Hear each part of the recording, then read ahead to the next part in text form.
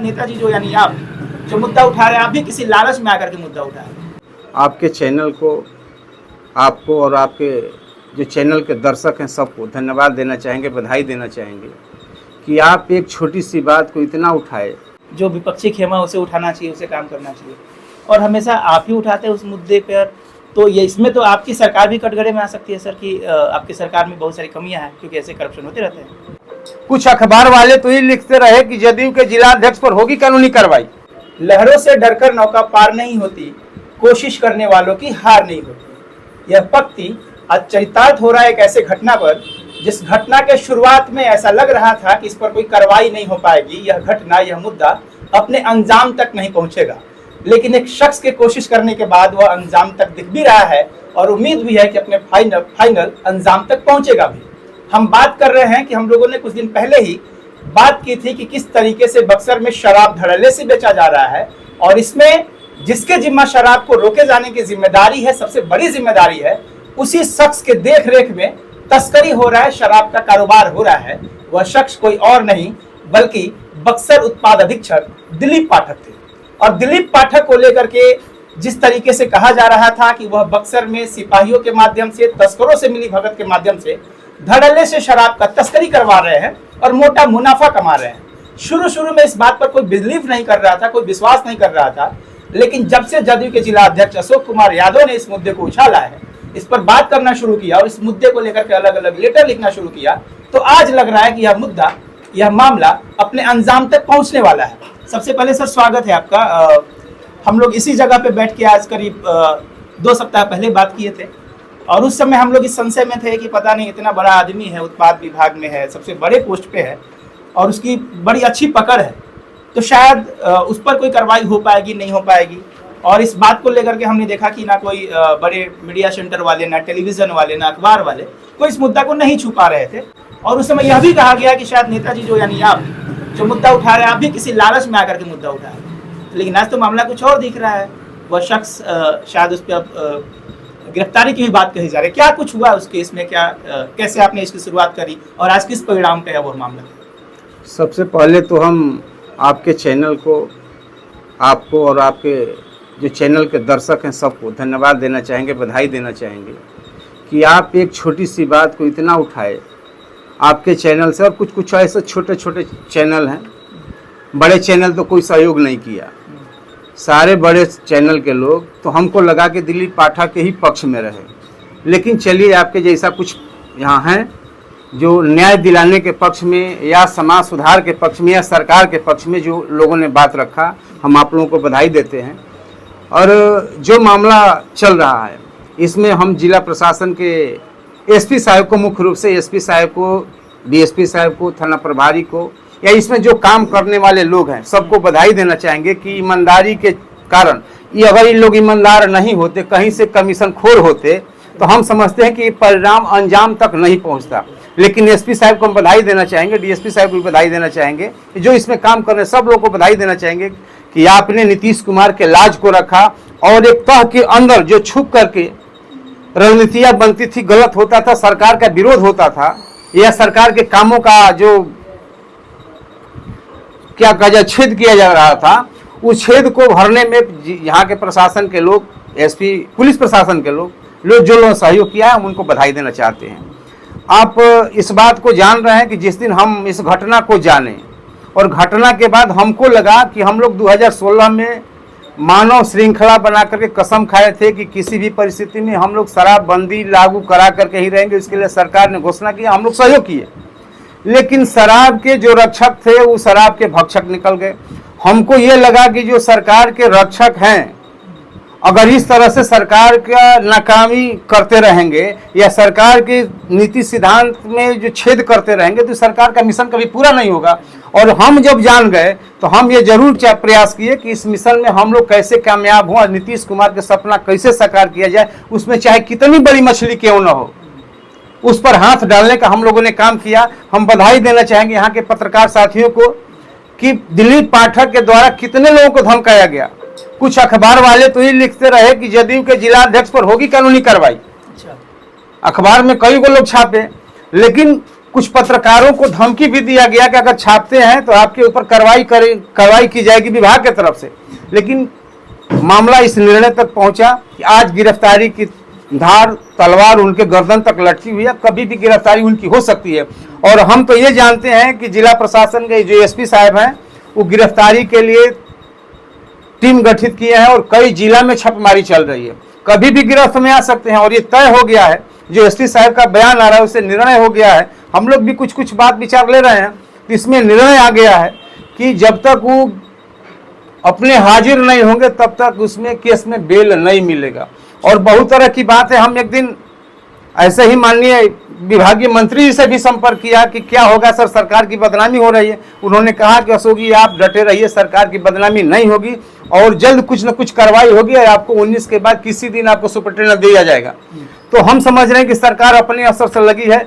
और एक बात तय है कि 2016 के बाद चाहे कितना हो विकट परिस्थिति नीतीश कुमार जी के सामने आया, बहुत लोग कहा कि शराब चालू कर दीजिए, इससे कोई फायदा नहीं है, राजस्व का घाटा हो रहा है।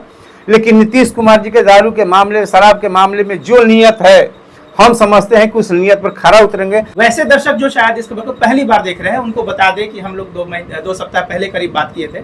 मुद्दा यह था कि बक्सर के जो उत्पाद अधीक्षक दिलीप पाठक है उन पे संगीन आरोप लगे थे। आरोप यह लगे थे कि जब से वह जिनका पदस्थापना हुआ था, सबसे पहले वो यहीं पर उप निरीक्षक बनते हैं, यहीं पर निरीक्षक बनते हैं और यहीं पर फिर उत्पाद विभाग का अधीक्षक बनते हैं, जो कि कहा जा रहा है कि ऐसा नियम कानून नहीं है। लेकिन नियम को ताक पर रखकर भी उनकी ऐसी पकड़ थी, ऐसी धौंस थी कि वो किसी भी तरीके से एन केन प्रकेन बक्सर में बहुत दिनों तक टिके रहे और वो शराब तस्करों के साथ मिलकर के शराब तस्करी का काम कर रहे थे। ये बात गाहे बगाहे उठती रहती थी, कई बार इस मुद्दा को भी उठाया गया था, हमारी भी कई बार उनसे तुतु मैं हुई थी इस मसले को लेकर के। लेकिन वो उनका चूंकि जिस तरीके से नेटवर्क था, जिस तरीके से पकड़ था विभाग में, उन पे कार्रवाई होना था कि लगभग ये तय था कि उन पे कार्रवाई नहीं हो पाएगी क्योंकि उनकी पकड़ ज्यादा है, वो धौंस वाला व्यक्ति है। लेकिन हम लोग यहीं पर बातचीत किए थे और सबसे बड़ी बात है कि जो भी डॉक्यूमेंट थे इनके स्तर से मुहैया कराया गया था, इन्होंने उसमें बड़ी दमखम से हिस्सा लिया और एक तरह से कहें कि अकेले ही इन्होंने मोर्चा खोल रखा। इनका कहना था कि सरकार हमारी है और हमारी सरकार जो नीति बनाती है, जो नियम बनाती है और जिनके जिम्मे अधिकार दिए जाते हैं, कानून दिए जाते हैं कि उसका रखवाली करे, उसको पालन करे, अगर वो सही से उस काम को नहीं करता है तो सरकार की बदनामी होती है। और इसलिए हमने इनसे कहा था कि आप कहीं ना कहीं अपने ही सरकार पे सवाल उठा रहे हैं। तो इन्होंने उस समय कहा था कि नहीं, आपको लग रहा है कि हम सवाल उठा रहे हैं, बल्कि हम अपने सरकार के कामों को आगे बढ़ा रहे हैं, क्योंकि वैसे लोग जो निकम्मे हैं, जो कानून को नहीं मानते हैं, जो अपने काम को नहीं करते हैं, हम उनके खिलाफ बोल रहे हैं तो सरकार को सशक्त बना रहे हैं और सरकार के लिए काम कर रहे हैं। तो फिलहाल आज प्रोग्रेस यही है कि जिस मुद्दे को इन्होंने उठाया था, आज उस मामले में जो मेन अभियुक्त था दिलीप पाठक, जो बक्सर का उत्पाद अधीक्षक था, वो बक्सर से फरार है क्योंकि उस पर गिरफ्तारी की तलवार लटक रही है। और उस मामले में ये लगातार सरकार से भी बात करते रहे, यहाँ के प्रशासन से भी बात करते रहे और उसमें अब क्या अपडेट हुआ आपने सुना और उसमें आगे की क्या बात है हम जानना चाहेंगे। उसमें आप कह रहे थे कि इसी मसले पे आपकी मंत्री से बात हुई है, सरकार से बात हुई, क्या क्या बातचीत हुई है और आगे क्या संभावनाएं दिख रही है सर? देखिए, संभावना तो तय है कि जो नियम संगत है, इसमें जो नियम सरकार द्वारा पारित किया गया है उस हिसाब से हम समझते हैं कि कुछ घंटों ही कहिए या कुछ दिन कहिए, उसमें इनको हटना यहाँ से तय है, सस्पेंशन होगा। लेकिन मूल चीज़ है गिरफ्तारी। हम प्रशासन से अभी ये आग्रह करना चाहेंगे, प्रशासन को बधाई देते हुए आग्रह करना चाहेंगे कि जितना सख्ती के साथ इन लोगों ने काम किया और जैसे जैसे सबूत इन लोगों ने जुटाया, हम समझते हैं कि काबिल तारीफ हैं लोग।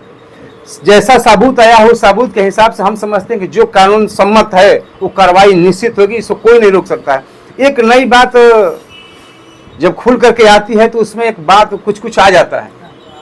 एक प्राइवेट ड्राइवर है, हमको मिल गया एक दिन और कहा कि चाचा हम आपको खोज रहे थे।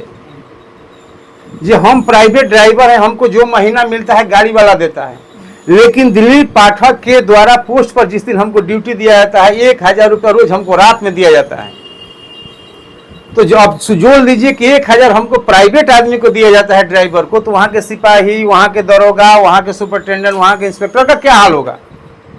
तो ये तो बहुत गंभीर विषय है कि इसका मतलब कि लगातार पहले से जाल बिछाया गया था। हम लोग तो बीच में इस बात को जाने, लेकिन अब लगता है कि पहले से जाल बिछा कर इतना दिन से काम कर रहा था, ये तो भी सरकार को बदनाम करने का तरीका था।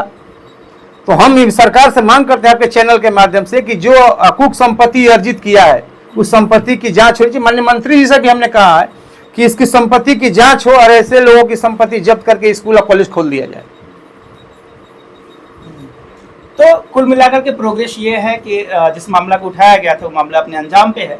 उस व्यक्ति पर गिरफ्तारी की तलवार लटक रही है, कभी भी गिरफ्तार हो सकता है। और शराब में बहुत ही सख्त कानून बनाए गए थे। पहले तो कानून इतना हार्ड था कि जहाँ पे मिलेगा उस जगह के आसपास के जो मुखिया होंगे उन पे कार्रवाई की जाएगी। अब समझिए कि जिला में जो सबसे बड़ा पदाधिकारी है उस पे मिला है तो सख्त तरीके से कार्रवाई होगी, ये बात एकदम निश्चित माना जाएगा। क्योंकि हम लोग भी संशय में थे कि शायद डायरी पता नहीं किस तरीके से लिखी जाएगी, अगर आयोग कर देता है तो डीएसपी पता नहीं क्या करेंगे, एसपी महोदय क्या करेंगे। लेकिन अब कुल मिलाकर के सबके मेहनत से, जो यहाँ के आला अधिकारी हैं पुलिस विभाग के, उनकी मेहनत से, इनके लगातार दबाव कह सकते हैं, लगातार काम करने को लेकर के कह सकते हैं, और हम जैसे लोग इस मुद्दा को उठाते रहे, इन तमाम चीज़ों को देखते हुए कहा जा सकता है कि अब उस मामले में उसकी गिरफ्तारी तय है। और वैसे लोग जब भी इस धंधे में शामिल है उन्हें एक डर लगेगा, उन्हें भय लगेगा कि अगर हम कहीं ना कहीं से गैर कानूनी काम करते हैं तो आज नहीं तो कल हमारे ऊपर तलवार लटकेगी। एक मांग इन्होंने और कहा कि जो व्यक्ति यहाँ पे 8 सालों से शराब के धंधे में शामिल रहा है, कहीं ना कहीं उसकी संपत्ति भी बहुत ज्यादा बड़ी होगी, गैर कानूनी तरीके से कई जगह वो संपत्ति बढ़ाया होगा, तो उसके संपत्ति पर भी जांच होनी चाहिए कि अब तक किस तरीके से गोरखधंधे से, शराब के गोरखधंधे से शराब का धंधा करवा करके उसने कुछ संपत्ति बनाया है, तो सरकार उस पर भी जांच करे। सवाल है कि यह भी उठता है कि ऐसे जो मुद्दे होते हैं वो विपक्ष को उठाना चाहिए, जो विपक्षी खेमा उसे उठाना चाहिए, उसे काम करना चाहिए, और हमेशा आप ही उठाते हैं उस मुद्दे पर। तो ये इसमें तो आपकी सरकार भी कटघरे में आ सकती है सर, कि आपकी सरकार में बहुत सारी कमियां हैं, क्योंकि ऐसे करप्शन होते रहते हैं। देखिए, हम उठाते रहते हैं, हम सरकार का काम करते हैं। सरकार का जो मापदंड है उस मापदंड के आधार पर हम काम करते हैं। सरकार कही है कि दारू की हर हाल में शराबबंदी है बिहार में, तो शराबबंदी होना चाहिए, इस पर हम लोग काम करते हैं। इसमें सरकार की बदनामी नहीं है, ये सरकार की बदनामी है, सरकार का कामयाबी है कि ऐसे पदाधिकारी को उसमें से निचोड़ करके निकाला जाता है और उसकी गलती को एहसास कराया जाता है कि आने वाले भविष्य में दूसरा कोई पदाधिकारी इस तरह की गलती नहीं करे। और ये बात तय जान लीजिए कि सरकार की बदनामी नहीं है, नीतीश कुमार है तभी मुमकिन है। नीतीश कुमार नहीं रहते तो हम समझते हैं कि इसका लीपापोती हो जाता, लेकिन नीतीश कुमार के रहते रहते हम समझते हैं कि दारू और बालू में किसी तरह का कोई समझौता नहीं होता है, चाहे जितना हो बड़ा पदाधिकारी क्यों ना हो, उसे कोई समझौता नहीं। बड़े से बड़े नेता और बड़े से बड़े पदाधिकारी इसके चंगुल में जो फंसते हैं तो नीतीश कुमार किसी को बचाते नहीं, किसी को छुड़ाते नहीं, उस आधार पर काम करते हैं। और हम समझते हैं कि नीतीश कुमार अगर हैं तो इस मामले में कोई दबा नहीं सकता है। जैसे एसपी साहब को भी मौका मिल गया, नीतीश कुमार के आधार पर जो उन्होंने नियम लगाया है उस आधार पर उन्होंने काम किया है, खुल करके काम किया है, इनको कोई रोकने टोकने वाला नहीं मिला। तो ये नीतीश कुमार के ही राज में संभव है। इसलिए माननीय मुख्यमंत्री जी को हम बधाई देना चाहेंगे कि आप हैं तो ऐसे काम में अब मुमकिन है, पदाधिकारी खुल करके काम करते हैं और ऐसे भ्रष्ट निकम्मे पदाधिकारी पर कार्रवाई होती है। इसके लिए इनको भी बहुत बहुत धन्यवाद, और तमाम दर्शकों का धन्यवाद कि आपके प्यार के बदौलत, आप लोगों के समर्थन के बदौलत, क्योंकि जिस तरीके से ये मुद्दा उठा था, कई लोगों ने कमेंट किया था कि इसमें पता नहीं क्या हो पाएगा, नहीं, बहुत संशय लोग सवाल खड़ा कर रहे थे। कुछ लोग बहुत डटे हुए थे कि नहीं, जिलाध्यक्ष ने सही सवाल उठाया है और इस पर कार्रवाई होनी चाहिए। तो आप लोगों की बदौलत, इनके मेहनत के बदौलत आज दिलीप पाठक के ऊपर गिरफ्तारी की तलवार लटक रही है। नमस्कार।